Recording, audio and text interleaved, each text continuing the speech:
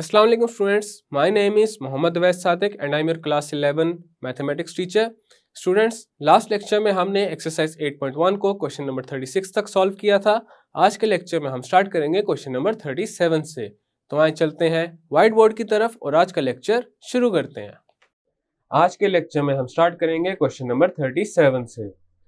Use the principle of extended mathematical induction to prove that question number 31 में जो given statement है वो है 3 + 5 + 7 plus up to 2n + 5 and this is equal to n + 2 into n + 4 for integral values of n greater than and equal to -1। अब यहाँ पे ये जो स्टेटमेंट है इसको हमने प्रूव करना है by using the principle of extended mathematical induction। तो अब इसका करते हैं सॉल्यूशन। सबसे पहले हम ये करेंगे, जो ये गिवन स्टेटमेंट है इसको डिनोट करेंगे एस एन के साथ। Let S N be the given statement. अब हमारे पास एस एन है 3 + 5 + 7 plus up to 2n + 5 and this is equal to n + 2 into n + 4। अब यहाँ पे ये जो स्टेटमेंट है इसको प्रूव करने के लिए जो एक्सटेंडेड मैथमेटिकल इंडक्शन की दोनों कंडीशंस हैं हमने उनको सेटिस्फाई करना है। तो सबसे पहले जो फर्स्ट कंडीशन है उसको वेरीफाई करेंगे। अब क्वेश्चन में हमारे पास गिवन है जो n है वो greater than and equal to -1 है। तो कंडीशन 1 को सेटिस्फाई करने के लिए हम n को पुट कर देंगे -1 के equal. When n is equal to -1, the given statement becomes s-1। अब यहाँ s-1 के लेफ्ट हैंड साइड पे या तो हम गिवन स्टेटमेंट की फर्स्ट टर्म लिख सकते हैं या फिर ये जो nth टर्म है इसमें n को -1 के इक्वल पुट करके लिख सकते हैं। तो यहाँ पे आ जाएगा 2 into -1 + 5 and this is equal to -1 + 2 into -1 + 4। Then हमारे पास s-1 आ जाएगा -2 + 5 and this is equal to -1 + 2 is 1 -1 + 4 is 3। s-1 now becomes 3 is equal to 3। तो यहाँ पे देखा जा सकता है हमारे पास दोनों साइड्स इक्वल आ चुकी हैं। तो इसका मतलब ये है जो s-1 है वो ट्रू है। सो s-1 is true। Thus condition 1 of extended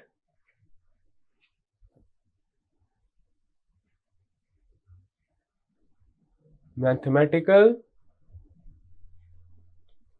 induction is satisfied। अब हमने एक्सटेंडेड मैथमेटिकल इंडक्शन की जो सेकंड कंडीशन है वो प्रूव करनी है।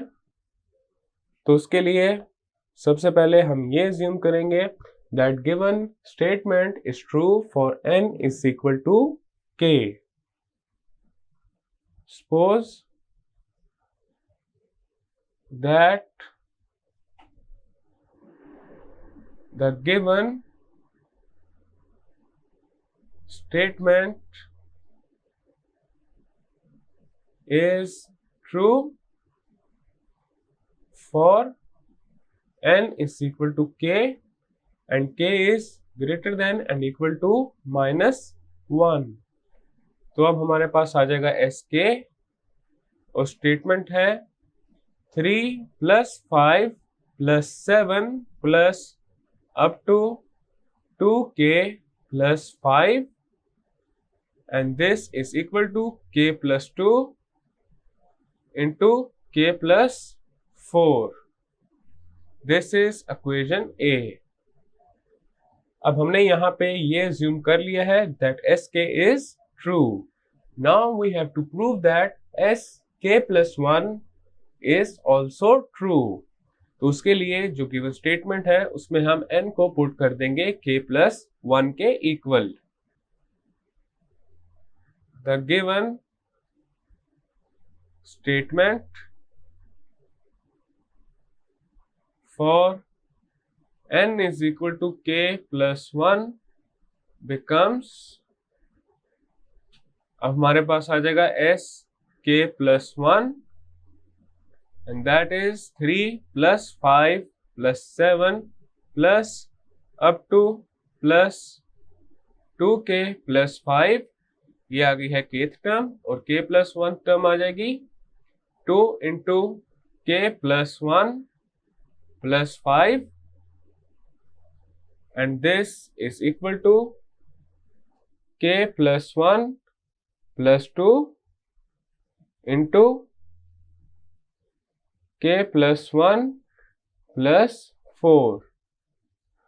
Now sk + 1 becomes 3 + 5 + 7 plus up to 2k + 5 plus 2k + 2 plus 5 and this is equal to k + 3 into k + 5। Next हमारे पास sk + 1 बन जाएगा 3 + 5 + 7 plus up to 2k + 5 plus 2k + 7 and this is equal to k + 3 into k + 5। This is equation B। अब यहाँ पे हमने equation B को proof करना है। तो इक्वेशन B के लेफ्ट हैंड साइड पे देखा जा सकता है हमारे पास जो टर्म डिफरेंट है या फिर जो एडिशनल टर्म है वो है 2k + 7। तो अब हम इक्वेशन A के दोनों साइड्स पे 2k + 7 को ऐड करेंगे और अगर इक्वेशन A में हमारे पास ये रिजल्ट आ रहा हुआ आफ्टर एडिंग 2k + 7 देन उससे ये जो इक्वेशन B है ये प्रूव हो जाएगी। तो यहाँ पे जो सेकंड कंडीशन है एक्सटेंडेड मैथमेटिकल इंडक्शन की वो भी सेटिस्फाई हो जाएगी। Adding 2k + 7 on both sides of A, तो अब हमारे पास आ जाएगा 3 + 5 + 7 plus up to 2k + 5 plus 2k + 7 and this is equal to k + 2 k + 4 plus 2k + 7। अब यहाँ पे लेफ्ट हैंड साइड तो सेम आ चुकी है लेकिन राइट हैंड साइड अभी सेम नहीं आई बिकॉज इक्वेशन बी में राइट हैंड साइड है k + 3 into k + 5। तो यहाँ पे अब हम इस इक्वेशन की जो राइट हैंड साइड है इसको एवेल्युएट करेंगे। तो सबसे पहले k + 2 and k + 4 का लेंगे प्रोडक्ट, हमारे पास आ जाएगा k² + 4k + 2k + 8 + 2k + 7। This is equal to k² plus 4k plus 2k plus 2k is 8k, then आ जाएगा plus 8 plus 7 is 15। This is equal to k square. अब यहाँ पे 8k को हम स्प्लिट कर देंगे तो हमारे पास आ जाएगा 5k प्लस 3k, देन आ जाएगा प्लस 15। के स्क्वायर प्लस 5k में से कॉमन आ रहा है k और ये मल्टीप्लाई हो जाएगा k प्लस 5 के साथ। 3k प्लस 15 में से हम कॉमन लेंगे 3 को और ये भी मल्टीप्लाई हो जाएगा k प्लस 5 के साथ। अब यहाँ पे हमारे पास कॉमन आ रहा है k प्लस 5, तो k प्लस 5 को लेंगे कॉमन और ये मल्टीप्लाई हो जाएगा k प्लस 3 के साथ, और we can write it as k plus 3 into k plus 5। तो यहाँ पे देखा जा सकता है हमारे पास सेम वही रिजल्ट आ रहा है जो कि इक्वेशन बी के राइट हैंड साइड पे आ रहा था। Thus sk plus 1 is true only if sk is true.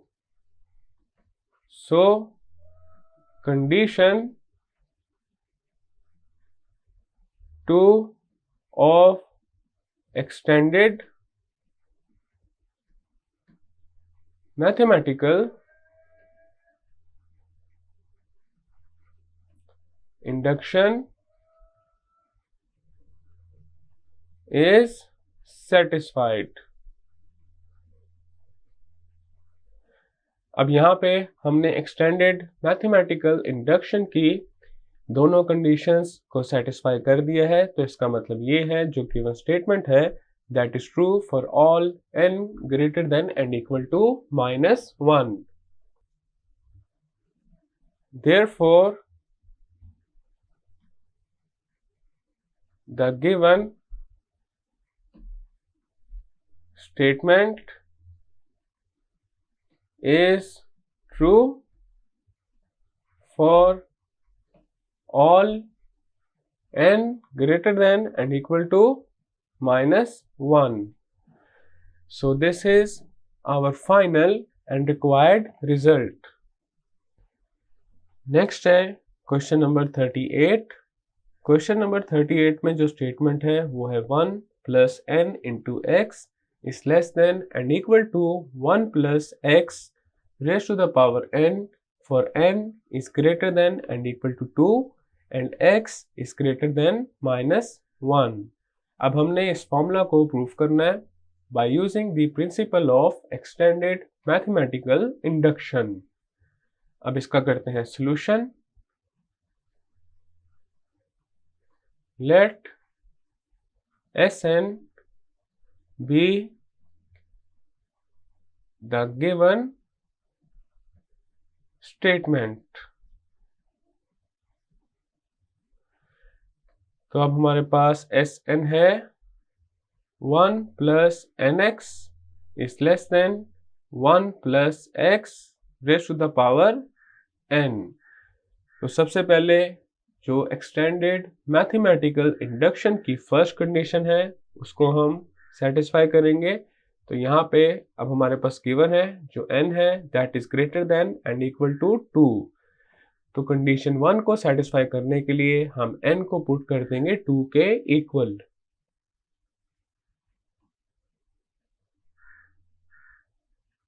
When n is equal to 2, the given statement becomes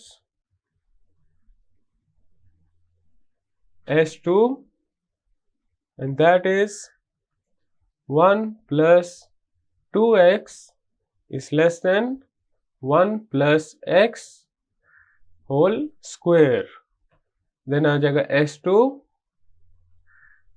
1 plus 2x is less than and equal to, अब यहाँ पे 1 plus x whole square a plus b whole square की form में है, and a plus b whole square is a square plus b square plus 2ab।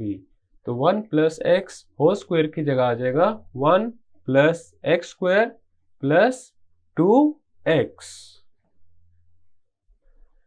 अब यहाँ पे right hand side पे देखा जा सकता है हमारे पास ये जो एक्स स्क्वायर है ये एडिशनल टर्म है, बाकी 1 + 2x तो लेफ्ट साइड पे भी है। That's why the expression on the right hand side is greater than and equal to the expression on the left hand side. So this means S2 is true. Thus S2 is true.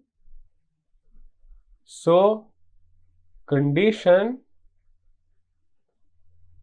1 is satisfied. अब हमने extended mathematical induction की जो second condition है उसको satisfy करना है, तो उसके लिए we will suppose that the statement is true for n is equal to k. Suppose that the statement is true for n is equal to k. तो हमारे पास अब आ जाएगा sk which is 1 plus k into x and this is less than and equal to 1 plus x raised to the power k. This is equation A.